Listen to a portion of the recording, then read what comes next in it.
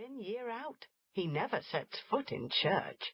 And when he comes down here once a year with that heavy stick of his, everyone is afraid of him and keeps out of his way. With his bushy grey eyebrows and his frightful beard, he looks so like a wild man that people hope they won't meet him alone. Just the same, insisted Dete. He is the grandfather, and he has to take care of the child. He won't hurt her. Anyhow, I'm through. I certainly would like to know, Barbel speculated, what that old man has on his conscience. He always looks around so suspiciously, and he lives all alone up there on the arm, hiding like a hermit. People say all sorts of queer things about him, but you must know the truth from your sister, don't you, Dete? Yes, but I'm not telling, because if he ever thought I had said anything, I'd get what for. But Barbel had long wanted to know why the arm-uncle had lived alone on the mountain-top, and why people spoke so cautiously about him, as if they could not say anything favourable, and would not speak against him. Neither did Barbel know why everybody in Dorfli called the old man Arm-Uncle. He could not be the real uncle of all the inhabitants, but as they always called him so, she did too. Because Barbel had been married only a short time, and had come from the village of Prattigau after her wedding, she did not yet know all the ins and outs of life in Dorfli, nor the peculiarities of the people there or in the region. Her good friend Dete, however, had been born in Dorfli, and had lived there until her mother's death. Then she had gone to Ragazbad to work in the big hotel as chambermaid at very good pay. That very morning Dete had come with the child from Ragaz. A friend had given them a ride in his hay-cart as far as Mayenfeld. Barbel longed to learn a little more. She laid her hand confidentially on her friend's arm, saying, "Dete, you can tell me the real truth about the arm-uncle. I don't believe half that people here say. Do tell me, what's wrong with the old man? And has everyone always been afraid of him? Has he always seemed to hate his fellow beings as he does now?" "Whether he has always been like this I can't say, since I'm just 26 years old and he is at least 70, so don't ask me to tell you how he was when he was young. If I could only be sure that what I tell you wouldn't be spread around in Prattigau, I might give you an earful. My mother and he both came from Domleschg." "Oh, Dete," replied Barbel reproachfully. "What do you mean? We aren't all blabbermouths in Prattigau, after all. I can keep a secret if necessary. So go on and tell me, do. You won't be sorry." "Well, I will. But mind you keep your word," Dete warned. She looked back to see if the child were near enough to overhear what they said, but Heidi was nowhere in sight. She had ceased following some time earlier, but they had been too busy talking to notice her absence. Dete stopped and looked about in every direction. The path made 1 or 2 curves, but yet the eye could follow it almost down to Dorfli. There was no one visible for its whole length. "I see her now," exclaimed Barbel. "Down there, don't you see her?" And she pointed to a spot quite distant from the mountain path. "She is climbing up the cliff with Peter the goatherd and his flock. I wonder why he is so late today. It is lucky for us, for you can go on with your story while he looks after the child." "Peter won't need to put himself out much looking after her," said Dete. "She uses her own eyes and sees everything that goes on. I have found that out, and it's good that she is bright. The old man never will be able to provide much for her. All he has are his 2 goats and the arm hut." "Did he ever have more?" asked Barbel. "Oh, my, yes," replied Dete emphatically. "He used to have the very best farm in Domleschg. He was the eldest son, and had only one brother who was quiet and steady. But Arm-Uncle was a playboy and ran around with bad company.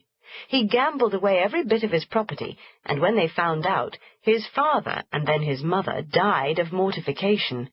His brother had nothing, of course, and he moved away somewhere out of humiliation. And since Arm-Uncle had nothing left but a bad name, he disappeared. At first, no one knew where he had gone, but after a while the word went around that he had joined the army and gone to Naples. Then nobody heard anything for 12 years or more. All at once he showed up in Domleschg with a half-grown boy and tried to get his kinfolks to take them in. When he found every door closed against him, he became embittered and swore he would never set foot in Domleschg again. So he came to Dorfli. He lived here with his boy. Maybe he still had a little money because he gave Tobias, his son, a trade. Tobias was a nice fellow, a carpenter, and well liked by everyone in Dorfli.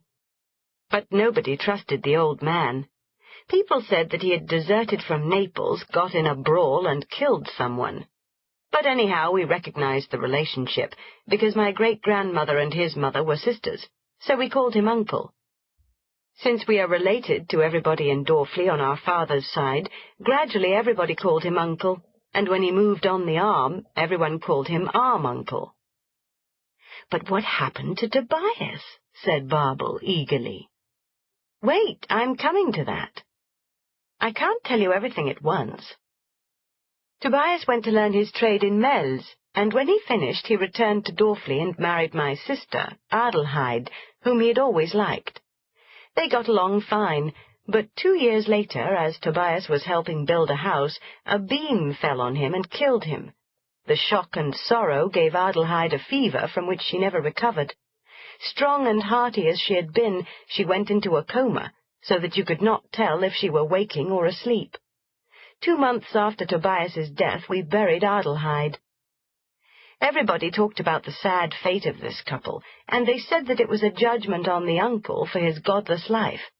Our pastor, appealing to his conscience, told him that he should come to church, but he just glowered and spoke to no one. Finally, everyone avoided him. Next we heard he had gone up to the arm. Never coming down, he lived withdrawn from God and man. When Mother and I took Adelheid's little girl, Heidi, to live with us, she was a year old. Then, after Mother died, I decided to go to the baths to work. I boarded Heidi at old Ursul's in Pfafferserdorf. I was able to stay at the baths all winter, for there was plenty of sewing and mending for me to do. As I told you, the family I worked for last year came back from Frankfurt early this spring, and they still want to take me back with them. I am going, day after tomorrow, and it's a fine job, believe me." "And you'll leave that child up there with the old man? I can't understand what you are thinking of, Dete." Barbel shook her head reproachfully. "What do you mean?" snapped Dete. "I've done my share for the child, and what else can I do? I can't drag along a 5-year-old to Frankfurt with me. Now, where are you going, Barbel? Here we are already halfway up the arm." "I've reached the place I want," said Barbel. "I have to speak to the mother of Peter, the goat-herd. She spins for me in the winter. So goodbye, Dete. Good luck to you." Dete shook hands with her companion. She stood watching Barbel go toward the small, dark-brown cottage which stood a little way off the main path. Built in a sheltered hollow halfway up the arm, the house was so ramshackle and weather-beaten that, exposed to the fierce mountain winds, it seemed a dangerous dwelling. Indeed, it looked as if it might be swept down into the valley at any time. Here lived Peter, the 11-year-old boy whose business it was to drive the goats from Dorfli every morning up on the arm to let them crop the short, succulent bushes that grew there. In the evening he led his nimble-footed herd down into Dorfli again and gave a shrill whistle on his fingers as a signal to the owners to come to the little square and get their goats. Usually little boys and girls came for the animals, for such gentle creatures could do them no harm. All summer long this was the only time of day when Peter was with young companions. All the rest of the time he spent alone with his goats.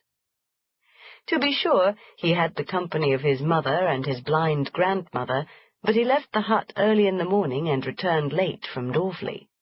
Because he wanted to play with the children as long as possible, he spent only enough time at home to swallow his bread and milk. His father, who also had been called Goat Peter, had been killed while felling trees the year before. His mother, whose name was Brigitte,